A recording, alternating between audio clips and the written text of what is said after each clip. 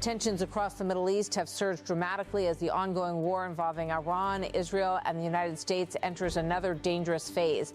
In recent hours, Iranian officials have claimed responsibility for a series of drone attacks targeting strategic Israeli intelligence and military installations. According to Iranian state media, the strikes were directed toward major Israeli security infrastructure, including the headquarters of Israel's Internal Intelligence Agency in Tel Aviv and several military air bases. Among locations mentioned were a coastal air base near Yavne and the Avda air base located in southern Israel. Iranian authorities say the drone operations were launched as part of their continuing response to the war with Israel and the United States. However, independent verification of the attacks has not yet been confirmed, and Iranian officials have not publicly released evidence supporting their claims. The accusations come amid rapidly escalating military activity across the region. Since the war began, both sides have accused each other of launching strikes against civilian infrastructure while insisting that their own operations are directed solely at military targets. The tensions have been further intensified by claims from Hezbollah, the powerful Lebanese militant organization allied with Iran. Hezbollah announced that it had carried out an attack against Israel's Home Front Command headquarters in the city of Ramlah. The facility, also known as the Rakavam base, plays a key role in coordinating Israel's civil defense responses during wartime emergencies. Hezbollah also claimed responsibility for firing another missile toward a satellite communications station located in the Ela Valley, close to the Israeli town of Beit Shemesh. According to Israeli emergency services, one of the missiles struck the city of Ramlah, causing damage to a daycare facility and injuring several people. Rescue workers said at least 14 individuals were treated for minor injuries after the explosion. Another missile reportedly struck the satellite communications facility in the Valley area. The blast damaged parts of the station's infrastructure and left 2 people injured. Despite the direct hits on key locations, emergency responders said the number of casualties remained relatively limited. Medical teams and police authorities confirmed that most injuries were minor. Israel's health ministry reported that the attacks were part of a wider wave of incidents across the country over the past 24 hours. According to officials, 179 people were injured nationwide during that period, though most of them were treated for mild wounds. The latest numbers bring the total number of people injured inside Israel since the war began to 2,745. While the physical damage from these recent strikes appears limited, the psychological impact has been significant. Sirens have repeatedly sounded across Israeli cities as residents seek shelter from incoming rockets and drones. The continuing attacks have also strained emergency services and hospital systems as medical teams respond to incidents occurring across multiple regions simultaneously. At the same time that Iran claims responsibility for attacks inside Israel, Iranian officials are accusing the United States and Israel of conducting extensive strikes against civilian infrastructure across Iran. Ali Jafarian, Iran's deputy health minister, said hospitals, residential neighborhoods, and healthcare facilities have suffered heavy damage during the escalating bombardment. Iranian authorities claim that at least 1,395 people have been killed since the strikes intensified. Officials warned that many victims remain trapped beneath collapsed buildings, suggesting the final death toll could rise further. Jafarian stated that a large proportion of the casualties are civilians living in residential areas. Iranian health authorities also reported significant damage to the country's medical infrastructure. According to the ministry, 31 hospitals and clinical facilities have been struck during the attacks. Of those facilities, 12 are now completely out of service due to the extent of the damage. In addition, officials say that 149 healthcare centers have been hit during the conflict, with nearly 100 of those incidents occurring within just 4 days. 2 healthcare workers have also been reported killed during recent attacks. Independent observers have not yet verified all of the figures provided by Iranian authorities. However, international organizations have warned that the humanitarian situation could deteriorate rapidly if strikes on civilian infrastructure continue. The war has also begun to carry enormous financial consequences for the United States.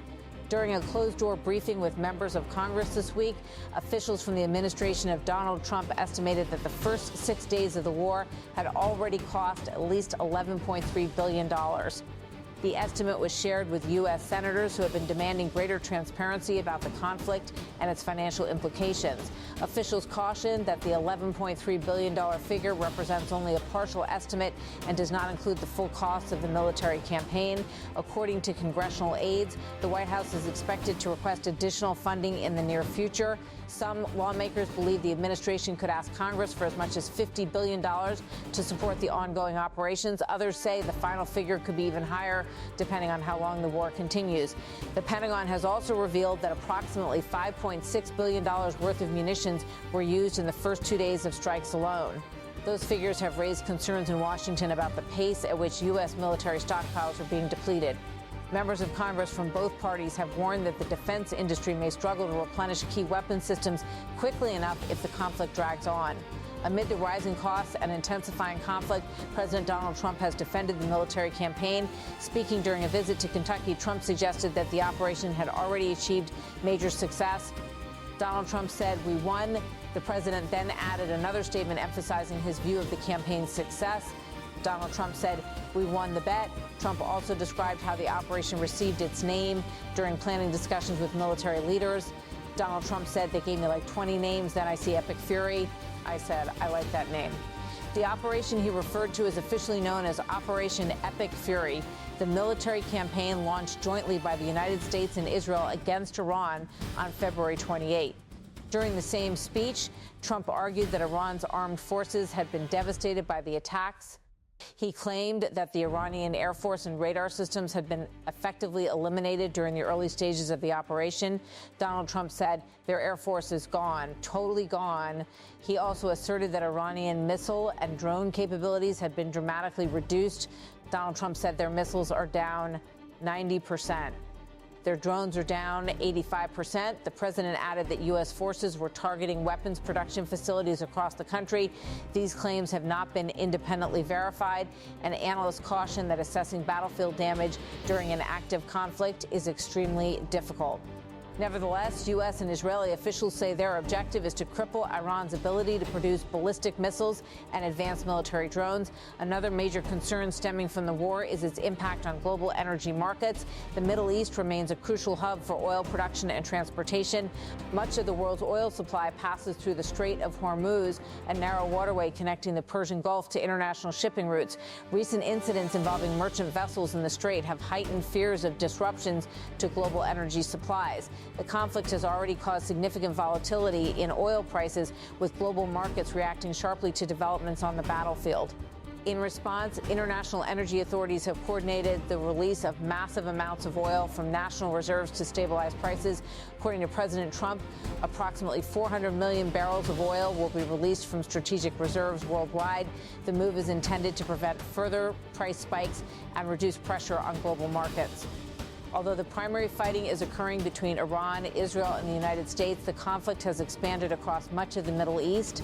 Military incidents and retaliatory strikes have been reported in Lebanon, Saudi Arabia, United Arab Emirates, Bahrain, Qatar, Oman, and Kuwait. Some of these incidents involve attacks on military bases or shipping routes linked to the conflict. The widening geographic scope of the conflict has raised concerns that the war could escalate into a broader regional confrontation. The human cost of the war continues to rise. According to estimates cited by U.S. officials, around 2,000 people have been killed since the conflict began on February 28. The majority of those casualties are believed to be Iranian civilians and military personnel. The United States has also reported casualties among its own forces. 3 American service members were killed early in the conflict during an attack on a military base in Kuwait, and several others were wounded. In total, about 140 U.S. service members have been wounded since the war began, according to Pentagon figures. These losses have intensified political debate in Washington over the justification for the war and the risks of a prolonged military campaign. The conflict has sparked intense debate within the United States Congress. Several Democratic lawmakers have criticized the administration for launching the military campaign without seeking formal authorization from Congress. Critics argue that the president exceeded his constitutional authority by committing U.S. forces to war without legislative approval. He said Donald Trump has just gotten America into an endless war. Lawmakers pushing for a resolution under the War Powers Act say Congress must reassert its authority over decisions involving military action. He said they don't want a king-like figure being able to unilaterally decide to send American men and women to war. Supporters of the administration, however, argue that the strikes were necessary to eliminate threats from Iran's missile programs and regional military activities. As the war continues, many questions remain unanswered. Officials have not yet provided a clear timeline for how long the military campaign may last. While President Trump has insisted that the United States will remain in the fight to finish the job, analysts warn that conflicts in the Middle East have historically proven far more complicated and prolonged than initially anticipated. International leaders have also expressed concern about the risk of further escalation. Diplomats warn that continued military action could trigger wider instability across the region and disrupt global economic systems. With attacks continuing on multiple fronts and political divisions deepening in Washington, the future course of the conflict remains highly uncertain. What is clear, however, is that the war between Iran, Israel, and the United States has already reshaped the geopolitical landscape of the Middle East and could have lasting consequences for global security.